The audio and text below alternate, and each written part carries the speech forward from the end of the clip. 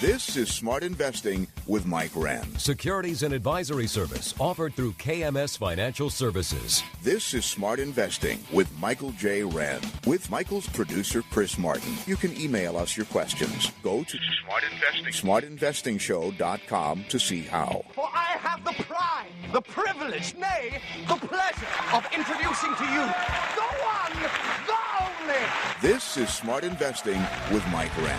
Hello, everybody. You have brought up or downloaded or listening to another episode, another podcast of the Smart Investing Show, where we try to take the topic of investing. Number one, we try to make it easier to understand. Number two, we try to get you good, relevant information on each and every show. And thirdly, we try to be entertaining. And with the entertaining portion is usually Mr. Chris Martin with a very, very sensitive microphone, I think, because I can hear the... Can you hear me breathing? Yeah. No, I can hear my echo. So how's it going for you today? All right. I got to tell the listeners, Chris and I, the night before every podcast, we text each other, make sure we're on, and I told Chris, I'd send him a text. Now, maybe we should just wait a little bit till the morning comes because of all the snow that we're going to get. I'd convinced Chris that we were supposed to get a whole bunch of snow, and I knew he believed me because he'd said the text that you replied wasn't like, "Are you sure?" It's like, "Oh gosh, well, let's just wait till the morning." You had surrendered first thing. I surrender to snow very easily. Also, your little joke had a rippling effect because someone was calling me about trying to start a podcast and what all it would take. And I said, well, I'll be available tomorrow. My wife and I might go to the movies, but that's snow depending because I hear there's going to be a lot of snow tomorrow. And then you wrote me back and said, kidding. Oh. Okay. Correction, I'm really available. No. It takes a while for me to get my car out of the driveway because we all don't have fancy car houses like you do. In the valley, we call them car houses. Garages? Yeah. Know? Okay. It's nowhere near as fancy as I would like right now. I'm living within my means, which is very boring. Well, you were trying to get rid of a stroller or something like that a while ago. Oh yeah. Finally successful to a family member. Yeah. And my wife said, "What, does he not have room in his garage with his 11 cars? Is that stroller taking up a space?" Trying to state in an offhand way how many cars I own is kind of like stating in an offhand way and predicting how many women I've slept with in my life. It's just it's not a politically correct thing. I've had people say, "How many cars do you own?" And I look disgustedly at them and I say, "Do you know what you just asked me? You might as well ask me how many people I've slept with in my life. You just don't do that." Well, I've slept with 1.5. Well, you've the had half more was cars. Embarrassing. I had to leave. 1.5. My someone asked my wife once how many. If there's a decimal in that answer, that's scary.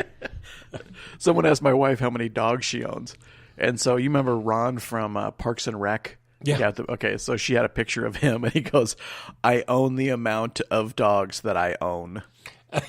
And that was just the answer. Okay. So how many cars do you own? I own the number of cars that I own. But it would be better if I had that recorded on my phone where I could just press play. There you go. Yeah. I own the amount that I own. Yep. So anyway, on today's... That's the commercial. You just listened to the commercial. So now what's the topic going to be on today's show? What's the content that you are, waiting for? Well, the content on today's show... There's going to be a few things. There's going to be a little bit of filler, like there always is. No, the first topic is going to be just a few numbers that the media likes to give you without the other number. And of course, they give you the negative number. They give you how many people died, but they don't ever give you how many people lived. So that's going to be the first little topic. Second little topic is another number. We're going to be talking about Robert Shiller and his cyclically adjusted price-earnings ratio. Okay? If you're a nerd listening to this show, probably 30% of you knew what I just said. That's like when you throw a joke out for two people. Well, yeah, the two people that know. And believe me, the two people are going to be damn happy that I'm talking about that. Well, there you go. Yeah. And then making 30% of our audience happy every time. And then, the bulk of the show is going to be talking about everybody kind of getting older, aging population, taking income in retirement. Okay? That's what we're going to be talking about. Because when you're talking about the millennials or the hipsters, and I don't think the hipsters call themselves hipsters, so I don't think I'm insulting anybody. Well, no, because they're, they deny the fact that they're hipsters. That's what kind of makes them hipsters. Perfect. So anyway, that sect of the population doesn't matter on this show. They're not really clients of mine. I doubt if they're clients of any investor out there. And the only time that I even get close to people in that age group that are thinking about making money and owning a company is usually on the TV show Shark Tank. And the first thing out of their mouth is we're not only trying to make a profit, we want to give some of that away to a quote-unquote cause, whether it's saving the whales or sea lions or, soccer moms' rearview mirrors that have been busted off their minivans. People without mustache groomers. Right. They have all of these causes. And it's like, Jesus Christ, people, when has it ever been just okay to be profitable? Because that's hard enough. I've never read the 11th commandment that says that a company needs to be so good for humanity. That was one of the stone tablets that he dropped, remember? Yeah. The 15, Yeah, the 10 commandments. I love that part of the show. So anyway, yeah, and I'm being kind of facetious here because obviously if you are working for, owning, investing in a company that's really profitable, obviously for that company to be viable long term, it's got to be good for the human race, typically, unless it's a cigarette company.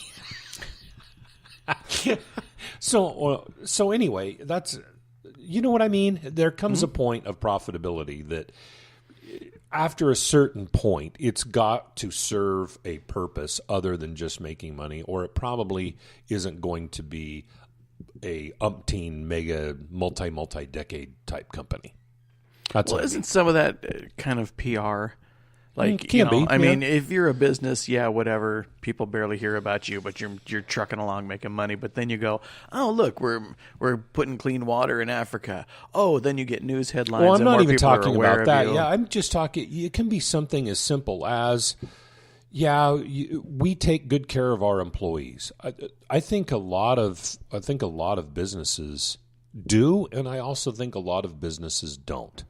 I think the old school way of thought when you hire somebody, or my old school way of thinking, is that if I'm employing somebody, I'm the second most important person in their life. If they become sick or in a car wreck, other than calling their spouse or their parents, they're probably going to call their employer and say, hey, something bad happened where it's going to affect me coming into work tomorrow or the next day. Well, that's a pretty high level of importance in the tribe, don't you think? Mm-hmm. And I think a lot of businesses maybe kind of lose sight of the fact because it seems like they sure as heck hire and fire people very easily. But there's the other side of the coin where it's like, hey, the people are out there to take care of themselves. They need to be self-sufficient. I'm not supposed to be here to be the be-all and end-all to that person. But there's definitely a division there. There's a line of demarcation that after you pay somebody so much money, then it's more of a relationship. After they've been with you for so long, well then it's more of a relationship, you know. And I think some companies, even when it goes on to a period of years, I think companies can fire their employees pretty easily. And it's that one movie really spoke a lot with George Clooney. Remember when he would go around firing people? I forget the name of that show where he would. It was some movie where he Ocean's 11. No. His job. He was a hired person by big corporations. I think. Oh, okay. I think I know what you mean. I just to go fire it, big groups of executives where the company didn't want to deal with it themselves. Yeah. And it was, and so it's, I guess I'm just willing to grasp the emotional aspect of business, and most people aren't. And I think, like 20 years ago, it was true that you just fire someone, you're out of here. But now I think businesses, because of the new generation, they've come up with, well, that's the way my dad was treated, so I'm not going to treat people like that when I start my business. Yeah, but I'm thinking maybe 20 years ago you might be right, but 30, I think you're wrong. I think 30 more years ago than that they would make sure that they... Well, I think we're getting to I think we're greed making, is good. Yeah, we're making generalities that probably aren't going to stick. There are some companies that make sure their people have severance packages, and if they do a reduction of force or a layoff, that people are kind of taken care of, and then there's a lot that don't. And I guess I'll tell you, I had a family member that was in HR, and she was walking around, and I happened to be in the same company as her, and she was walking around, and she looks over at one of these cubicles, and she goes, "Oh my gosh, just all the knickknacks and family stuff. It's like, geez, trim it down a little." And I told her, I said, "You realize these people are here half of their lives here and half of their lives at home. So they're trying to incorporate a little bit. There's just so much of their family stuff in the cubicle." It sounds like Dwight off of The Office. Or something. Oh, yeah. So anyway, the reason that matters, you might be saying, get to the point. Well, the point is that I'm taking this into account when I'm investing in companies for clients. And it's a big deal. And people don't realize that when you're investing, that there's a lot to think about, and much of it is counterintuitive, and especially the way that I approach it is counter to most cultural norms. But I'll get to that in a minute. First thing I wanted to bring up is that the number that I want to talk about is somewhere around $100 trillion. Exactly. $100 trillion. What is that? Last year sometime, the Fed releases its household net worth. And last year, 2018, it hit $100 trillion. That's a lot. 100 trillion.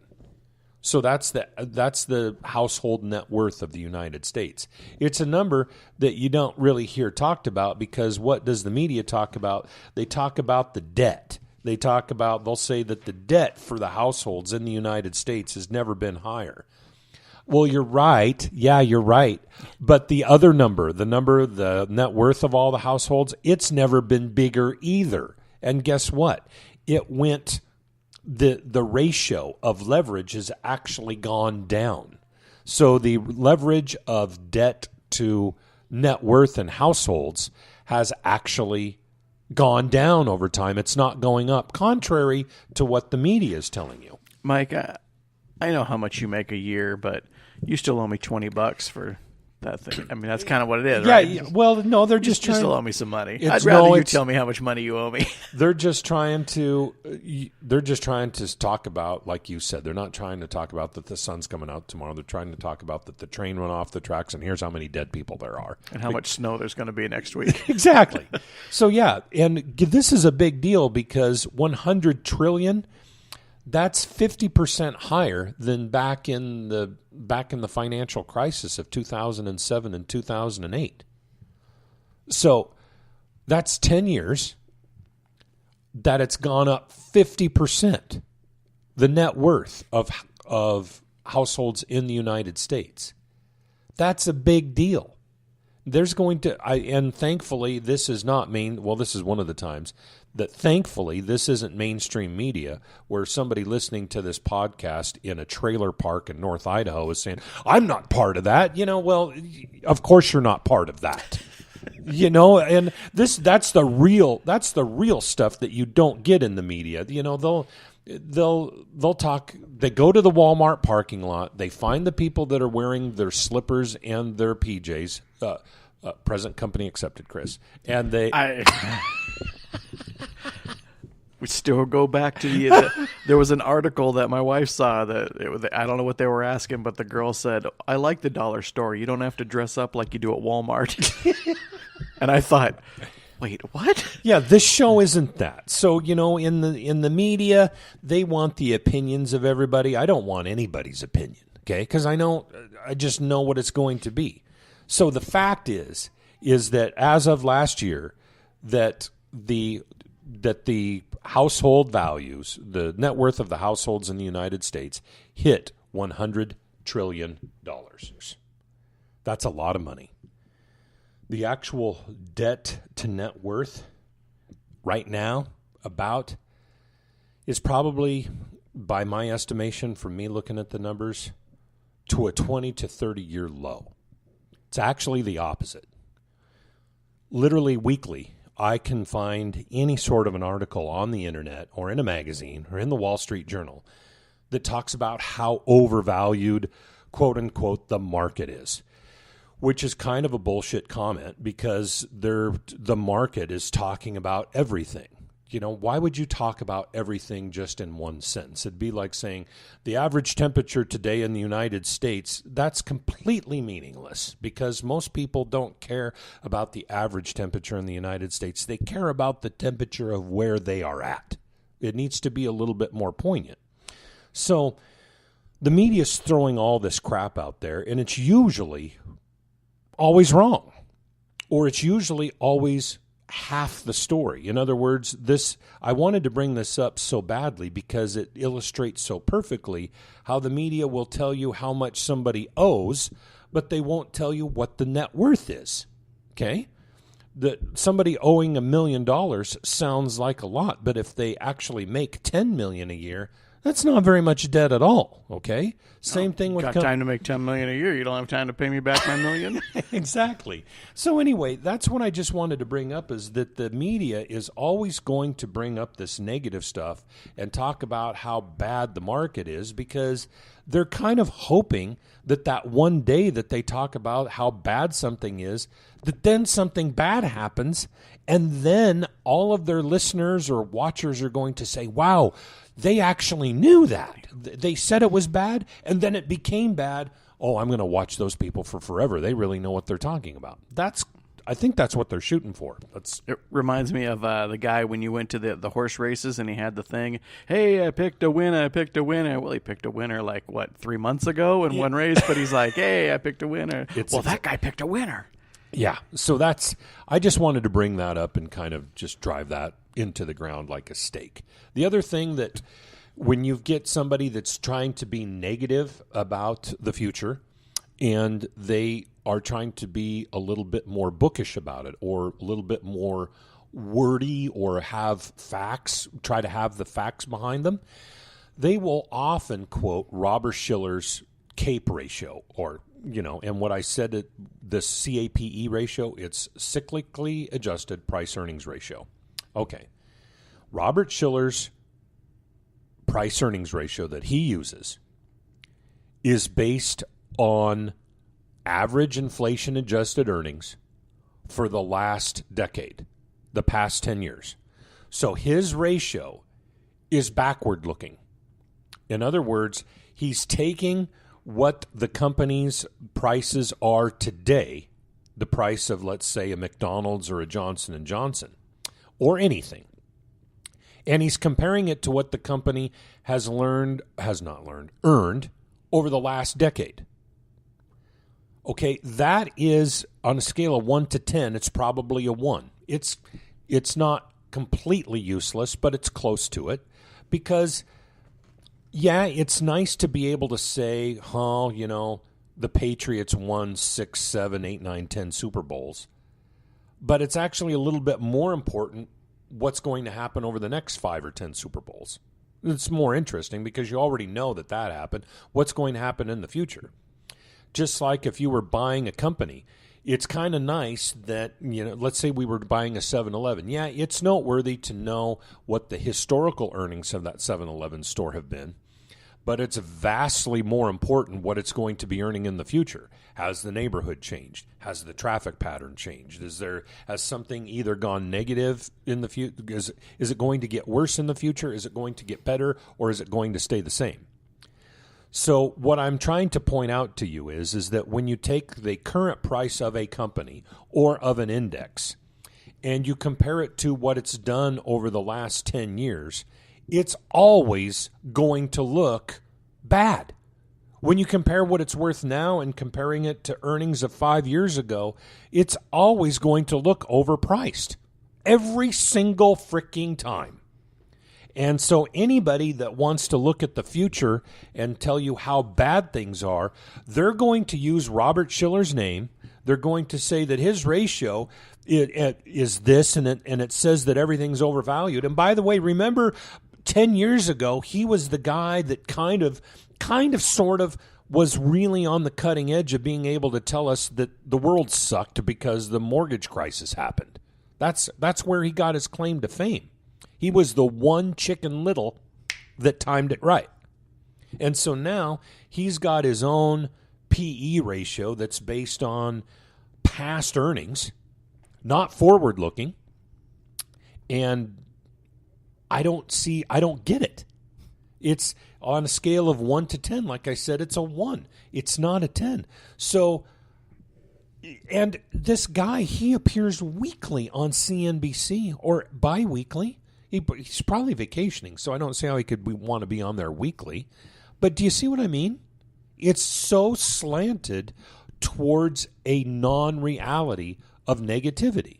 I'm not talking pessimistic. I'm talking non-reality. If a person was telling me their opinion, then that would be a pessimistic scenario. But I'm talking facts. We're not talking this is my opinion versus that opinion. I'm talking facts, so there's no debate. His ratio is based on the past 10 years of earnings. So if you look at the past 10 years of earnings compared to today's prices of companies, it's going to look wildly overvalued. How can it not? Well, Mike, as a guy who's been in the media, let me tell you, they're only picking this guy because of facial recognition. Maybe, yeah. I think that's why when you see somebody, sort of semi-famous news person, that they're fired for something or they go to a different channel, they're snapped right up because just people know their face. They don't care about what they did or what they know. They're like, oh, I know that person's face. He must be important. I would think that you're 100% correct. And I also, let me restate something that I probably said wrongly. I said that this ratio is always going to show stuff being overvalued. It's not.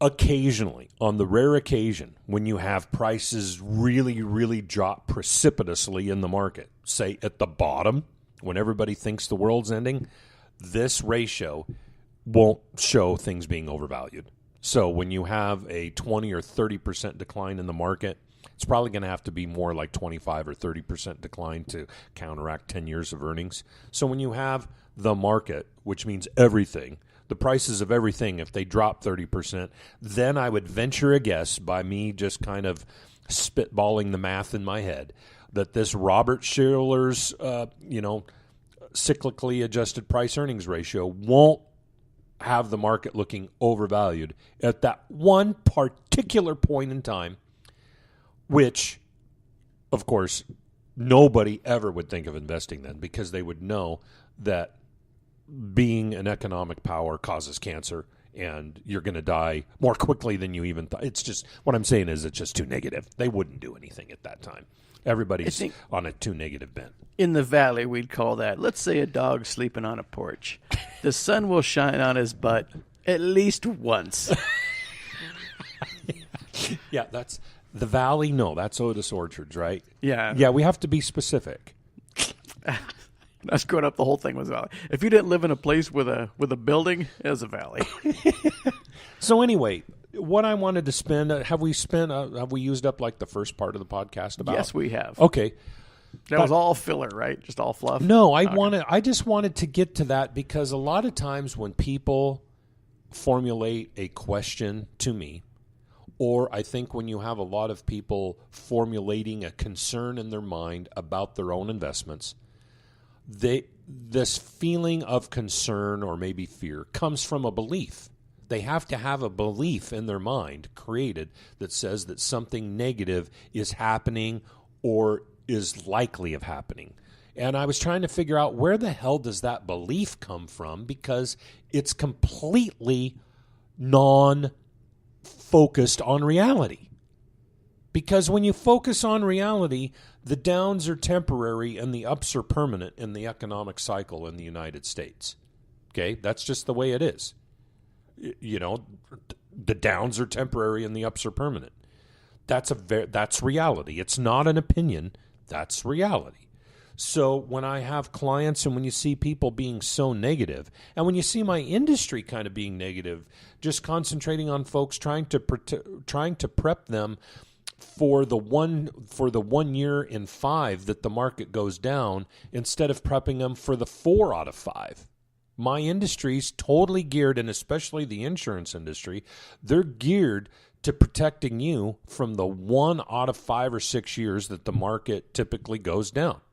Not the market, that your investments typically go down. When you get your paper statement, my industry's continuously trying to prep for that one out of 5 or 6.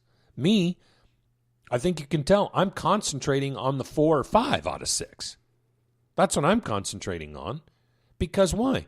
Because the one thing is temporary and the other thing's permanent. So why the hell spend any time on the temporary? Well, I'm kind of forced to, because human beings are so incredibly irrational and so incredibly emotional that one year out of every 5 or 6, well, shit, that's the most important year to them. Well, and I know in the end, in the whole body of their life, it ain't. They just think it is. The reality of the situation is that investments, you can talk about the indexes, go up for about 4 out of every 5 years, and they go down about 1 out of every 5. There you go. What more do you need to know? Well, obviously a lot, but anyway, that's where I was going with the first part of this show, is that in order for clients and people to have this belief in their head, and these emotions are caused by the belief, I was trying to figure out, where the hell does the belief come from other than just humans being humans? And obviously it comes from the media, which could be the internet, television, radio, and friends. It obviously comes from there. How often are you going to listen if the media says, don't sweat it, it goes down, it's supposed to go down 1 out of every 5 or 6 years? You know, try to remember that. Try to do whatever it is to make yourself okay with that, and then move on. It'd be like we get a really bad snow year every 4 or 5 years.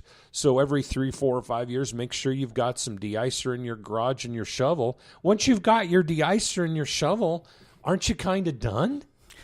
I mean, what else are you going to do? Do you know what I mean? Once you were saying, I was like, yeah, you know, just don't worry about it. Then you said, oh, big snowstorm. My first thought was, wait, is this the year for the big snow? I'm not ready.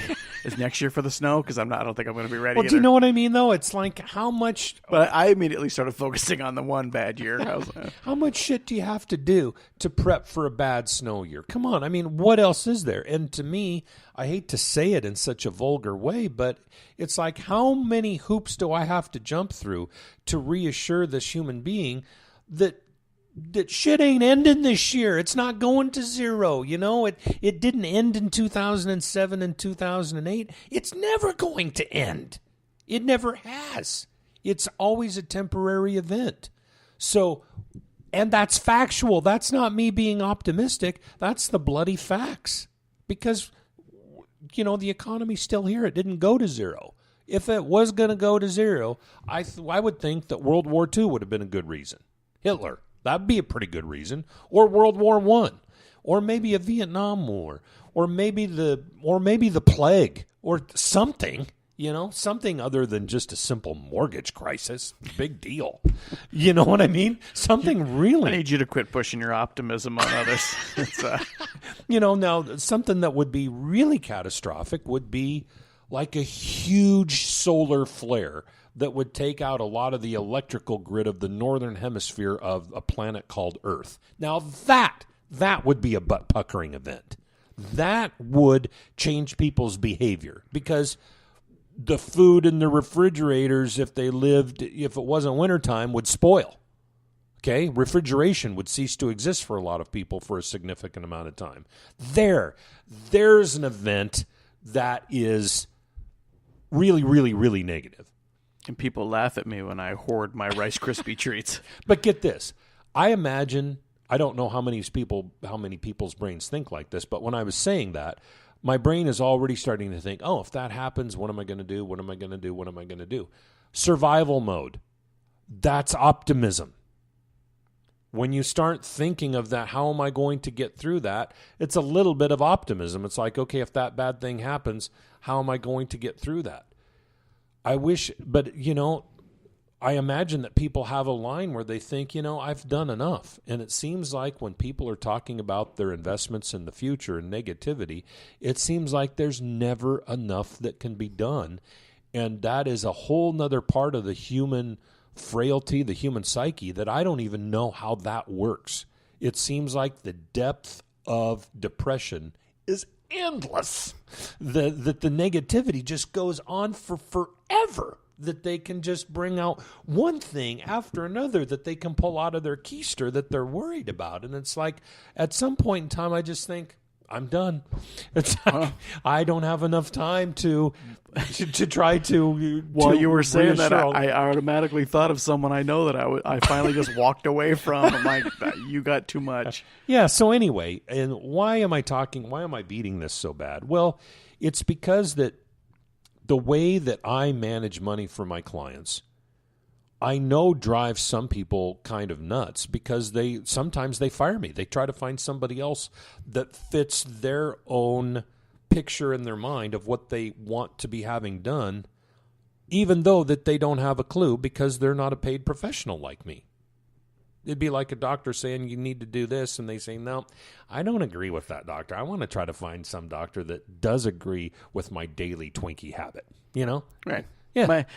You know what? I read an article, and this doctor, Yeah. he doesn't agree with that one article, so I don't trust him that much. That piece of tape on your laptop was bothering me. I used to have a piece of tape on. You want to talk negativity and paranoia? I would put a piece of tape over the laptop camera so every time I opened it, so no one would hack through. So I don't want people looking back at me when I'm looking at stuff on the internet. Hey, if people are looking at me through don't the need camera, their life is a lot worse than mine. If they want to look at me, they are one sick individual. So anyway, what am I mean by, excuse me, what am I talking about? Well, I can tell that when I'm talking to anybody, literally anybody, in my own industry, a peer, a client, a friend, some other mouth-breathing human, that when I'm talking to them about owning equities, stocks, individual companies, and a whole bunch of them through their retirement for income, they look at me like I have 5 heads. They don't get it. And I can tell after doing this for darn near 30 years that owning stocks, owning equities, telling people to get their income from companies in retirement is not only countercultural, but counterintuitive. Counterculture, I mean that nobody in the culture tells you to do that pretty much except Warren Buffett. Okay? That's it. Everybody else, every other facet of the economy of the media tells people not to do that. That when you reach a certain age that you have, quote unquote, you need so much safety and you need this and you need that and you should do this and you should do that. None of these people are licensed. None of these people, they're just spewing stuff. But that's what happens, is that the culture thinks that owning individual stocks in retirement is wrong. That's what the culture, so what I do is countercultural. Taken another level, it's counterintuitive. People don't believe it. People don't believe that it'll work. One of my best clients that I took them, my wife and I took them to Sunday brunch. One of my best clients that I really, I don't know, I think they do listen to the podcast, but I really enjoy this couple. They are classy. They've raised a couple. Well, if they enjoy you, then they don't listen to the podcast. You're right. They've raised a couple awesome kids, truly. And they're just, I don't know, they're like the right mix of classy and not stuck up, like down, Okay. classy, Yeah. down to earth, where you wish it's like, wow, I wish my family was like this. And even the husband looked at me and he said, when we first started working with you, and you said that this was going to work out when I was going to retire, he says, I got to admit, I didn't believe you. And he says, I actually believe you now. And that's somebody that's intelligent. God, nice. Of all the words to screw up on that sentence, just call me. really walked on that joke. And I employ a lot of strategery. It's like, So He's the most smartest. So, this guy's intelligent and he's accomplished because he has a really good family that he's taken care of and he's educated them. And when a client like that tells me that I didn't believe you, but I believe you now, do you know how much hope that finally fills me with? Because I get that so rarely. The only way that I get it for myself is I just look at the numbers of clients' portfolios, and I know I'm doing the good job. I know I'm doing the right thing. But literally, I'm getting pushback from 95% of the world telling me that I'm doing the wrong thing. And I have to tell you, not putting myself in the same category as professional athletes, but when you have these professional athletes rolling their eyes about the media that, you have a whole genre of radio shows that talk about sports. And then you have fans that think that they know how to throw a football 50 yards you have all of these people that obviously can't do one damn thing that you can do as a professional athlete. And they are rabid about it. It's like, you should have made that play, or you should have done this. And then you have the whole media saying the same thing. And when they want to just give them the finger and walk away, I totally get it, because they can't do it. None of them can even come close. They can't come close physically, 100% for sure. And mentally, it's even worse. I imagine it's probably a big deal being on a field with, a few 100,000 people. Yeah, 100,000 people watching you. Yeah, okay. Well, to make it nerdy, did you know George Lucas sold? Hey, because you were talking sports ball. I have no idea what you're saying. That's so funny, to make it nerdy. Did you know George Lucas sold the rights to Star Wars? He doesn't own Star Wars anymore. I do know that. Because he got so tired of everybody trying to tell him what he should do with it. He just gave him the finger and walked away. I'm sure. Well, took his check and walked away, but yeah. Dear diary, maybe I should just walked away. Figure out how to get that check get the check first, then give then finger. Walk away. Yeah, then give finger. I always screw it up where I give the finger check, and I don't get the finger. Yeah, then I don't get the check. You get the check after the finger, but then you got to tape it back together when you take it to the bank. Exactly. So I guess I didn't talk too much in detail about me owning equities and individual stocks in retirement. Chris says I've got 2 more minutes before we've got to end this thing. I can do it pretty quickly.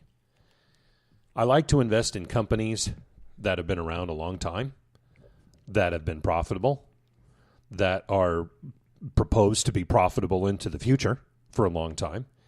Many, we'll say most of these companies in my clients' portfolios pay dividends. We'll say almost all of them pay dividends. Almost all of them raise that dividend yearly. That's an increasing income stream. That is an increasing income stream. Where else do you get your increasing income stream? And then it's kind of a mic drop. The reason that I am the way that I am when it comes to investing is that I know that your income needs go up every year that you get older, even if it's just because of inflation. It doesn't have anything to do with your age, doesn't have anything to do with you, if you're working or not working. I know that your needs for money typically increase as the years go by, even if you've bought all the stuff that you want to buy, just because the price of a stamp goes up every single year, typically sometimes like a gallon of milk, and on and on and on. I have to own things where your purchasing power increases as well. And almost everything that I think my industry talks about doesn't do that. And that's pretty much it. We can end the show on that. Thanks for listening this week. Maybe on this podcast, thanks for putting up with us. And the next podcast, I'll make sure that there's even more content and less banter, or maybe the same. So the good shows kind of just happen. You can't plan them. If I can come to your house, I don't know what the snow's going to be like. So. Yeah, exactly. Anyway, thanks for listening. We'll be back again next week. Take care of yourself out there.